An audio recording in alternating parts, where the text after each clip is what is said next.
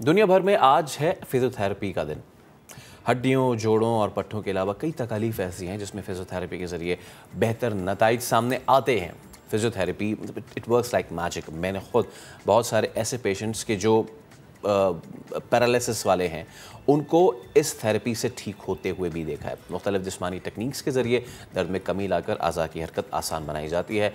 Issue ये है कि आगाही ना होने के बाइस बहुत से लोग इससे लाइल्म हैं। तो इस सब पे हम बात करेंगे। फिजियोथेरेपिस्ट डॉक्टर शबाना नाज आज हमारे साथ स्टूडियो में मौजूद हैं। अस्सलाम वालेकुम शबाना, कैसी हैं आप? खैरियत से हैं? तो सबसे पहले आज का दिन बड़ी अहमियत का हामिल है।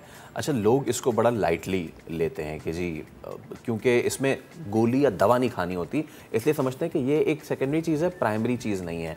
कितना इम्पॉर्टेंट है फिजियोथेरेपी आज के इस दौर में, ज़रा बताइए। बिस्मिल्लाहिर्रहमानिर्रहीम। सबसे इम्पॉर्टेंट ये है कि जो डे आज ग्लोबल मनाया जाता है 8 सितंबर को, ये 1996 से इसीलिए शुरू किया गया था कि लोगों को ये अवेयरनेस हो कि फ़िज़ियोथेरेपी एक्चुअली है क्या।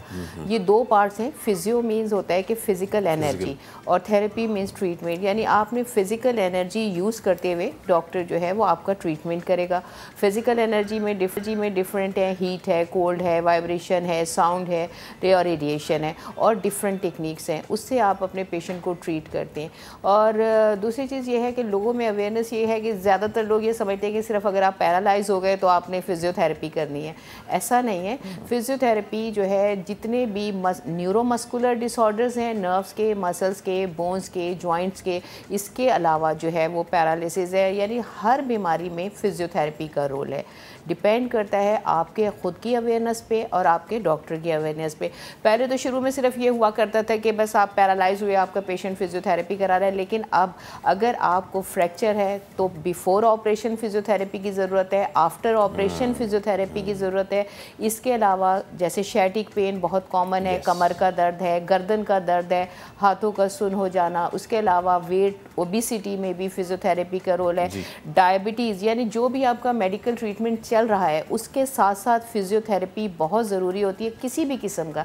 इवन के कैंसर के पेशेंट में भी फ़िज़ियोथेरेपी का रोल है। उसके ट्रीटमेंट के साथ साथ आपकी फ़िज़ियोथेरेपी आपकी क्वालिटी ऑफ लाइफ को बेहतर करती है, ओल्ड में भी और यंग में भी। अच्छा शबाना, ये मैं आपसे ज़रूर जानना चाहूँगा कि हमारे यहाँ चलें, ये तो हमने डिजीज़ वाली बात करी ना, बट बाहर की दुनिया में मैं देखता हूँ कि जितने बॉडी बिल्डर्स हो गए या फिटनेस एथलीट्स हो गए, इवन फॉर दैट सेक जो एथलीट्स नहीं भी हैं लेकिन जो ये करते हैं, वो फिजियोथेरेपी को अपना रूटीन बनाते हैं। ठीक है, बिल्कुल। ये कितना ज़रूरी होता है और हम क्यों नहीं करते ये? हम बहुत सारी चीज़ें जो हमें करनी चाहिए लैक ऑफ अवेयरनेस की वजह से नहीं कर पाते। देखें, अब फिज़ियोथेरेपी में स्पोर्ट्स इंजरीज़ में जितना रोल फिज़ियोथेरेपी का, इनोवेशंस आ गई, नई नई टेक्निक्स आ गई। अब जैसे के टेपिंग स्पोर्ट्स इंजरीज़ में जो फॉरेन कंट्रीज़ में लोग जाते हैं, अब जैसे हमारे जितने भी प्लेयर्स हैं, जितनी भी इंजरीज़ होती हैं, हम लोग उनको बाहर भेजते हैं। अब मेरे पास ख़ुद भी यूके सर्टिफिकेशन है स्पोर्ट्स इंजरीज़ में हम लोगों के है, जिसमें हम के टेपिंग करते हैं, मैनुअल थेरेपी है हमारी, ड्राई नीडलिंग ट्रीटमेंट है, डायनामिक कपिंग है और सॉफ्ट टिश्यू मोबिलाइजेशन। ये वही टेक्निक्स हैं जो आप बाहर जाते हैं, हमने वहाँ से यूके सर्टिफिकेशन लेके हम अपने पाकिस्तान में कर रहे हैं। तो मतलब अगर हमारे यहाँ अवेयरनेस हो तो जो लोग इतना पैसा खर्च कर करके बाहर जाते हैं, आपके पाकिस्तान में हर चीज़ अवेलेबल है। अब स्पोर्ट्स इंजरीज़ हैं, जितने भी प्लेयर्स हैं, अगर उनको हो आप फौरी ट्रीटमेंट लें फिज़ियोथेरेपी का, ये सारी चीज़ें जिसमें इनोवेशन भी आ गई है, उसके बाद आप एक्सपर्ट के पास जाएं। आपको ज़रूरत नहीं आप इतनी दूर बाहर जाएं, आपको अपने मुल्क में हर चीज़ मौजूद है पाकिस्तान में। एब्सोल्युटली। अच्छा, जैसे कि आपने खुद भी जिक्र किया कि पैरालिसिस एक ऐसी बीमारी है, वैसे सारी बीमारियाँ ही ख़राब हैं, लेकिन पैरालिसिस एक ऐसा डिजीज़ है जो आपको जमूद में ले आता है। आप हाथ एक हाथ इस पार्ट से लेके पूरी बॉडी तक आपकी जो है इस पर अफेक्ट हो सकती है। Sometimes goes to the brain as well. ठीक है, वो भी। अब इस वाले मामले में फिज़ियोथेरेपी कितना काम करती है? और लोग ये भी समझते हैं कि जी बस ये इससे क्विक रिस्पॉन्स, क्विक हल है ये, कि जी हो गया है तो एक्सरसाइज करा दो। कितना ज़रूरी होता है इस प्रोसेस में पेशेंट रहना? دیکھیں پیرالیسس میں سب سے پہلے ڈیپینڈ کرتا ہے ڈائگنوسس پہ کہ کس ایریا کا برین کا کون سا ایریا اس میں انوالو ہے. سیکنڈ پھر آپ کا جو ٹائم پیریڈ ہے وہ سب سے امپورٹنٹ ہوتا ہے پیرالیسس پیشنٹ میں, اسپیشلی اگر آپ کو انیشیلی جو ہے 4 ہفتوں سے 6 ہفتے جو ہیں وہ بہت امپورٹنٹ ہوتے ہیں ریکوری کے پوائنٹ آف ویو سے.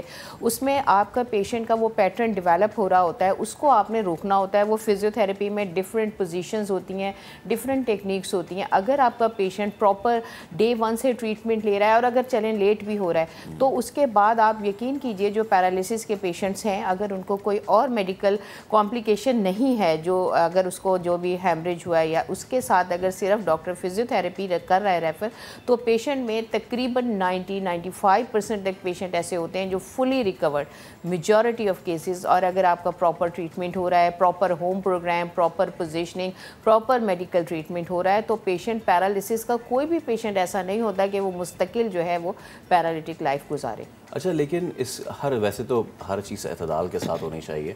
بہت سے لوگ اس کو ایک سول سولوشن بھی سمجھ لیتے ہیں, اور جیسے کہ آپ نے اوبیسٹی والی بات کی نا, اب بہت سارے خاص طور پہ خواتین ان کو آسٹیوپروسس ہے, آسٹیو آرتھرائٹس ہے, تو ان کو ڈاکٹر کہتے تھے آپ نے کرانی ہے. کچھ کہتی ہیں ٹھیک ہے کرا لیتے ہیں, اور کچھ تو کہتے تھے روزانہ لگی رہو. اس کا ضرورت سے زیادہ فزیو تھراپی کرانا یہ بھی ایک مسئلے کا مسئلہ بن سکتا ہے اس کا. جی, اس کا یہ ہے کہ اگر آپ کو یہ کہا جاتا ہے کہ بھئی آپ ریگولر کرائیں, سب سے امپورٹنٹ چیز ہے کہ اگر آپ اپنے فزیو تھراپسٹ کے پاس جاتے ہیں, آپ کسی ایکسپرٹ کے پاس جاتے ہیں, وہ کبھی بھی آپ کو مس گائیڈ نہیں کرے گا. وہ یہی کہے گا کہ فزیو تھراپی کے 2 پارٹس ہوتے ہیں, ایک ہوتا ہے ریہیبلیٹیشن, ایک ہوتا ہے مینجمنٹ اور پین ریلیف. اگر آپ کو کوئی پین ہے, پیتھولوجی ہے, پہلے فزیو تھراپی میں اس کا ٹریٹمنٹ کیا جاتا ہے ڈفرینٹ ٹیکنیک سے, ڈفرینٹ مشینس کے ذریعے. اس کے بعد پھر ریہیبلیٹیشن اسٹیج ہوتا ہے جس میں پیشنٹ کو نارمل لائف کی طرف واپس لاتے ہیں. اس میں ہم کنٹینیوسلی ہوم پروگرام اور ایکسرسائزز بتائی جاتی ہیں.